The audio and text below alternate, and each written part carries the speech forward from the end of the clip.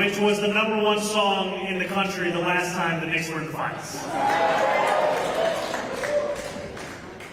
So I began today with a walk through Gowanus, past towers that will soon offer hundreds of affordable homes, past buildings with tenants whose organizing has transformed their standard of living, past Wyckoff Gardens where NYC residents are starting to see the change that real investment can bring. It is a privilege to finish that walk here at Powerhouse Arts. I want to acknowledge a number of leaders we have here with us. We have members of my administration, as you can see on stage and across the crowd. We also have our council member, Shahana Hanif, whose district we are in. We have the former council member, Brad Lander, who is here with us as well. We have Michelle De La Luz, the executive director of the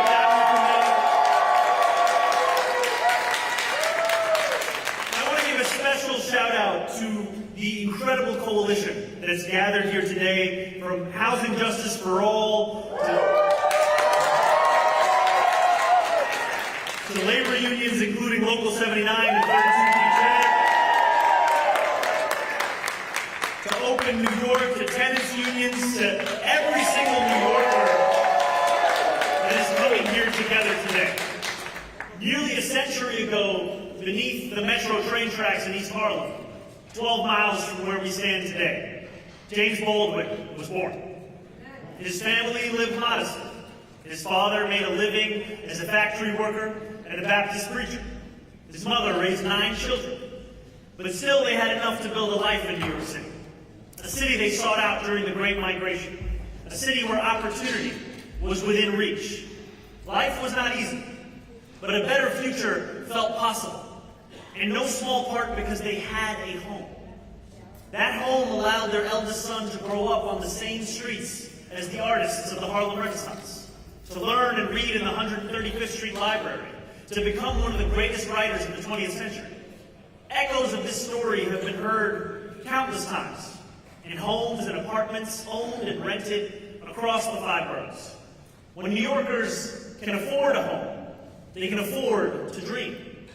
Yet the opportunities of the past have drifted out of the present's reach.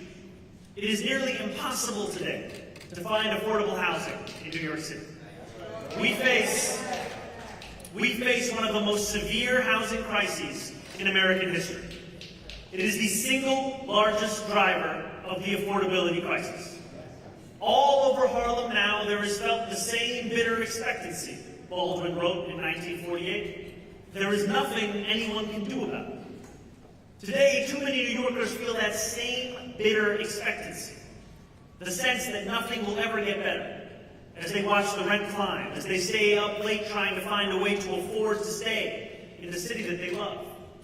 This crisis did not arrive all of a sudden. For centuries, New York City built enough housing to keep pace with our population growth until the 1960s. Over the past 60 years, however, government helped create the housing crisis we now face through a series of choices. Beginning in 1961, zoning reform reduced our housing capacity by 80%. Further bureaucratic changes only exacerbated how difficult it became to build. In the 1980s, the Reagan administration implemented drastic cuts to our public housing system, leading to decades of NYC's decline. In the 1990s, new rent stabilization loopholes incentivized landlords to increase rents and push New Yorkers out of their apartments. These choices restricted growth and caused costs to balloon. They allowed bad landlords to neglect their tenants with impunity, and they turned a blind eye to crumbling public housing. These choices brought us to this moment. Today, we choose differently.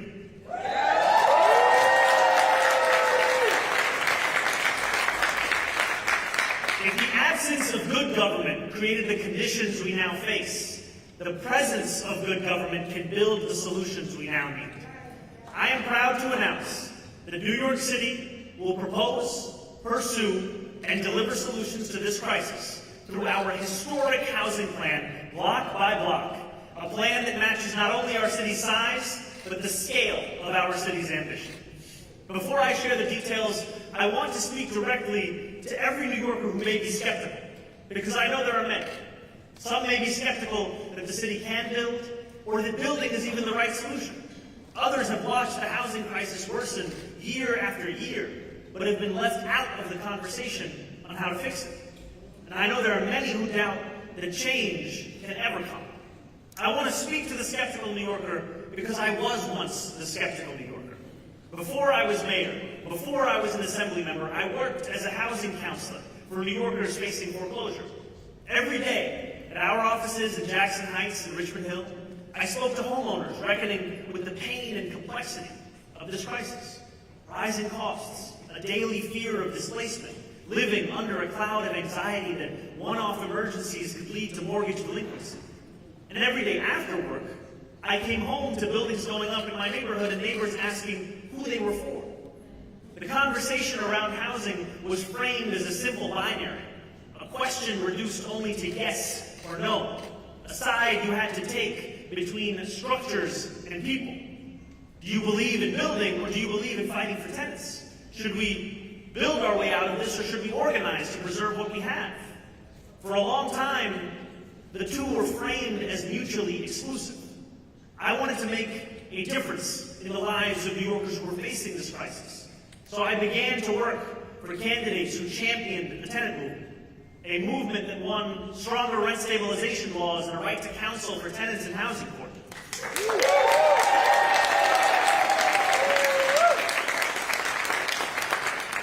I eventually ran for office myself and joined that fight in Albany, fighting for better protections and helping to win good cause eviction, a policy that prevents sudden displacement and price gouging.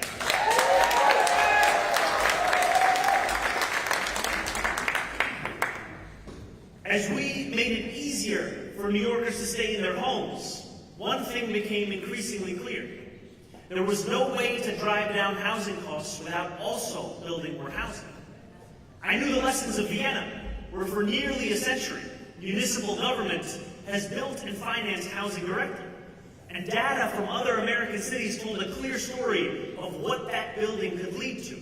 Between 2015 and 2024, 120,000 homes were built in Austin. In December of 2021, Austin's median rent was $1,546. By this past January, it had fallen to $1,296, even as the city's population continued to grow. I saw these same patterns in Minneapolis and Seattle. It was clear, when it comes to housing, the binary we face is not between structures and people. It is not between building and organizing, nor is it between the tenants of today and the tenants of tomorrow. It is a far more basic one. It is between a government that debates and a government that delivers.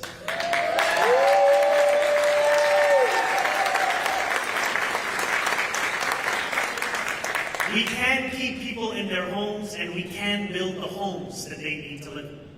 We have spoken about this crisis long enough. It is now time to do something about it. Our housing plan meets this crisis with the scale and urgency it demands. It invests billions of dollars in new affordable housing production.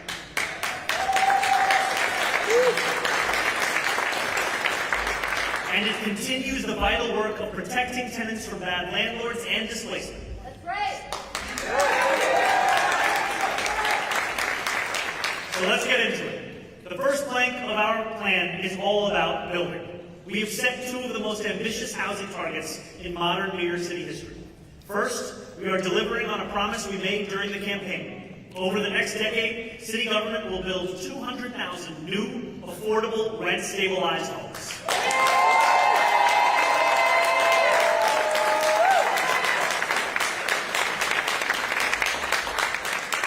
This historic production push will increase the number of homes for homeless New Yorkers by nearly 45%, helping us connect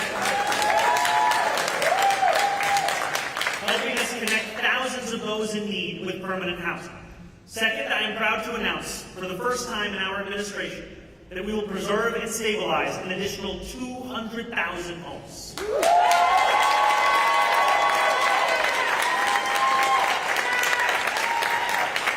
Together, these 400 100,000 homes will be affordable for working people, and they will be made possible by a historic $22 billion capital investment over 5 years. When it comes to affordable housing, no plan of this scale has ever been imagined by a past mayor, let alone proposed. We are the largest city in the nation. We have the resources, the talent, and the will to achieve this.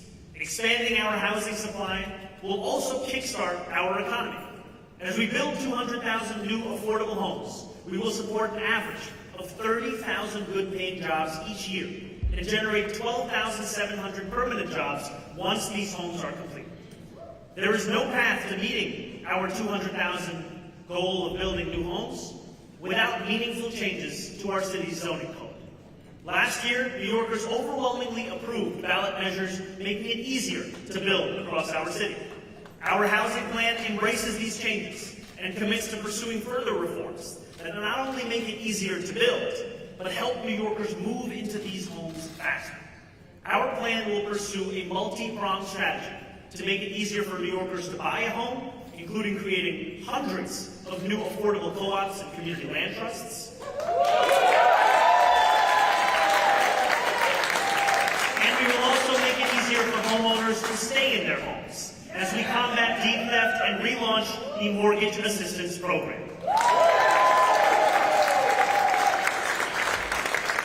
Combined, these efforts will lead to growth beyond anything New Yorkers have seen in generations. For some, the dream of homeownership will finally be within reach. Others will be able to sleep easily in homes they no longer fear losing.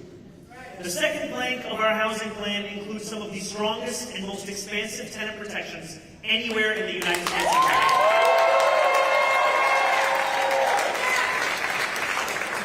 There is a reason why I put tenants front and center on my first day in office, when I visited a long-neglected, rent-stabilized building and declared that we will not wait to deliver action. Nearly 70% of New Yorkers do not own their homes, and yet tenants helped to carry this movement to City Hall because they believed in a city that could actually fight for them, that could actually protect them from bad landlords, that could actually ensure that their struggles would shape the policies that impact their lives. This plan that we present today was guided by New Yorkers' testimony during our rental rip-off hearings, and it reflects their concerns and their needs. And as we empower tenants, we will place a special emphasis on those in the Bronx.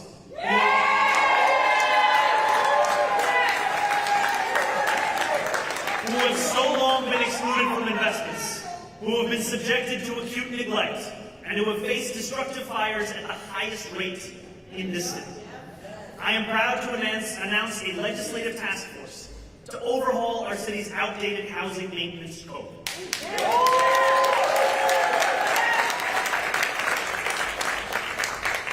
I say housing, you say maintenance code. We will catch problems proactively and prevent them from becoming full-blown hazards, from day-to-day negligence to major breaches of fire code. We will also improve how 311 logs and investigates complaints.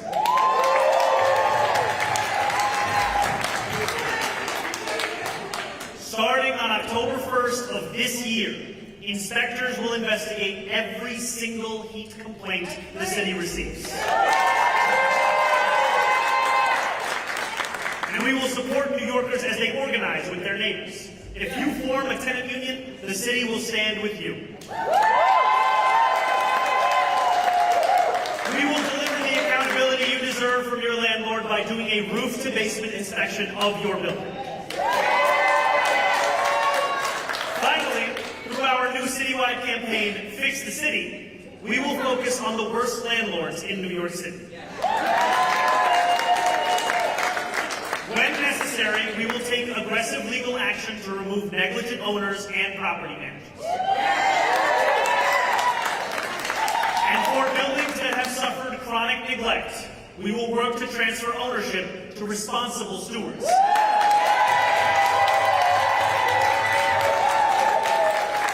Stewards that include community land trusts, nonprofits, or even the tenants themselves.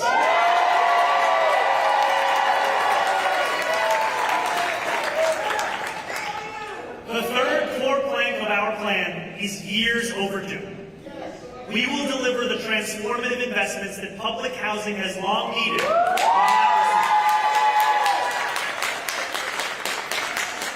Our public housing system, the largest of its kind in the country, was born from Mayor LaGuardia's conviction that government owed its people decent, dignified homes. NYCHA began as a testament to something great, that government can not only imagine a better life for those it serves, but that it can fulfill that vision.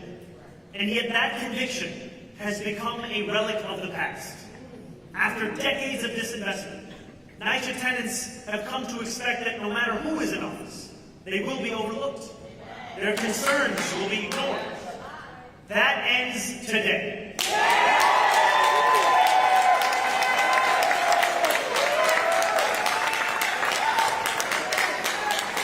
City Hall will rewrite a legacy of neglect with the largest city capital commitment to NYCHA in decades.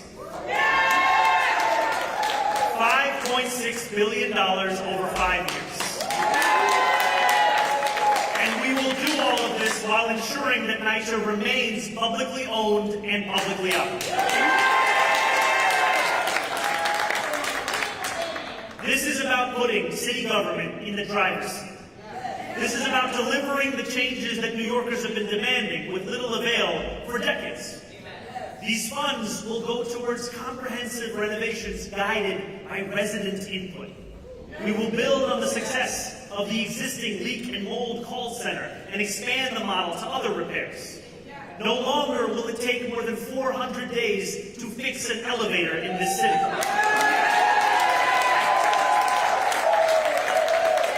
When NYCHA residents call for help, they will be able to expect immediate improvements. Longevity is the goal. This plan will reboot NYCHA as a public developer for the first time in generations.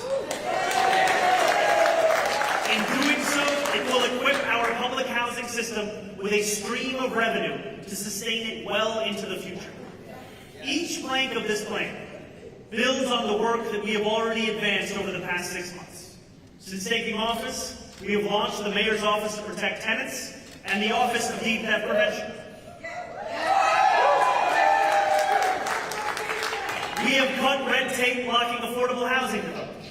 We have held bad landlords accountable to the tune of $65 million. And we have broken ground on thousands of affordable homes. Today, we make it official. We will finish the work we have started. We will prove that government can deliver on the solutions to the toughest problems, not just debate them. I will close with this. So often when confronted with intractable challenges, the world has looked to New York City to show the way. We have built great things before. Skyscrapers that rise into the clouds, grand bridges, libraries, and museums, the most ambitious public housing developments in the nation, a team that can come back from 22 points with a little more than 6 minutes left in the first game. Block by block, we will build once again. And we will prove that the belief we hold, that every person deserves a dignified home, is more than an ideal. It is a responsibility that the government can and the government will fulfill. Beginning today, we will no longer speak in the language of promise. We will speak in the language of presence. We will build more homes. We will protect tenants. We will deliver record funding to NYCHA. Let the largest city in the nation deliver the largest municipal housing transformation this country has ever seen.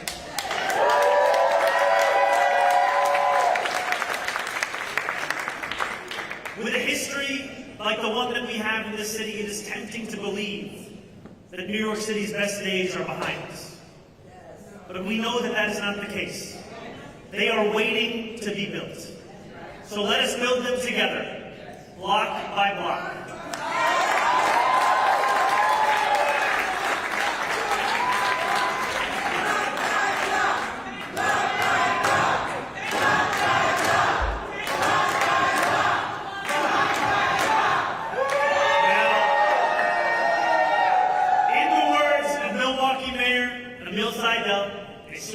socialist himself.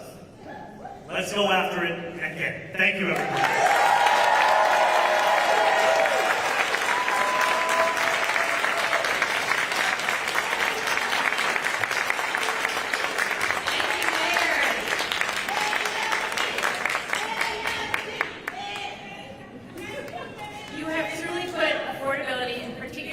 Housing affordability at the center of our government's work.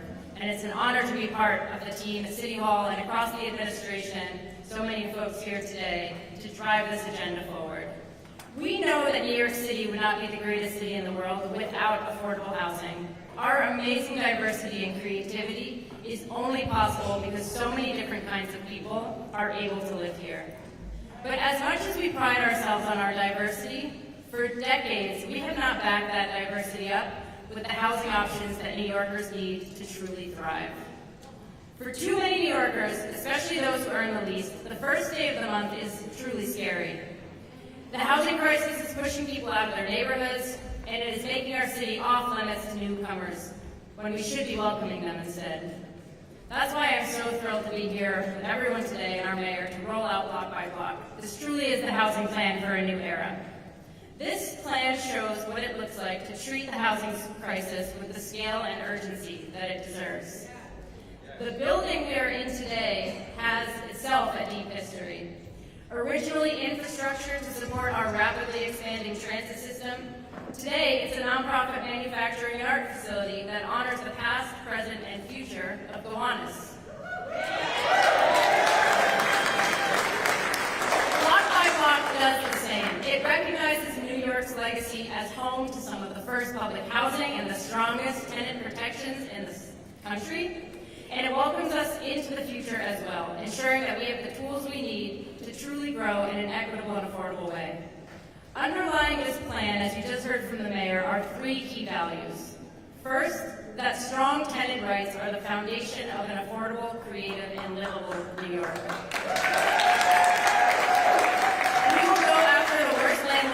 Landlords who were notorious tenant organizers more than a decade ago should not still be neglecting conditions today.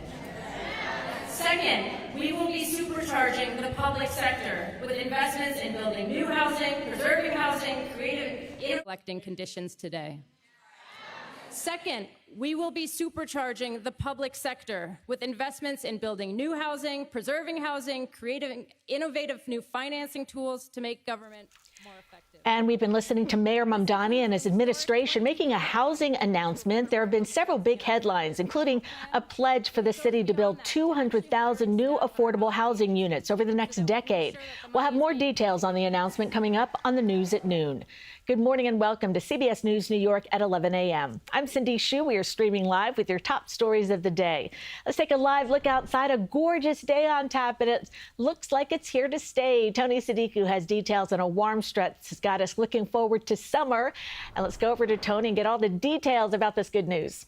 It took us a while, Cindy, but finally we've got the weather we've been waiting for. So let's get outside and enjoy it. I'm really excited about today because I just think it's going to make a lot more folks smile. I mean, 72 right now. It's 72 degrees.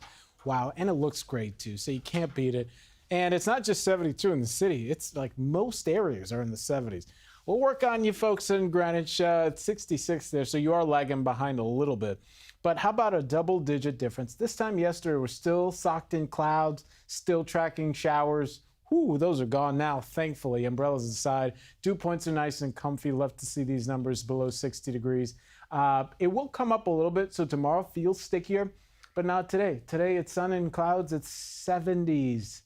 All afternoon long. Wow. What are we doing inside? We could be near 80 degrees today, so we are back in business, feeling more like middle of June than late May. So bit of a head start to summer. Area-wide, you get a sense that it's not just 80. It's warmer than that in the Hudson Valley and parts of New Jersey. Maybe it's a struggle along the coast, so watch for that.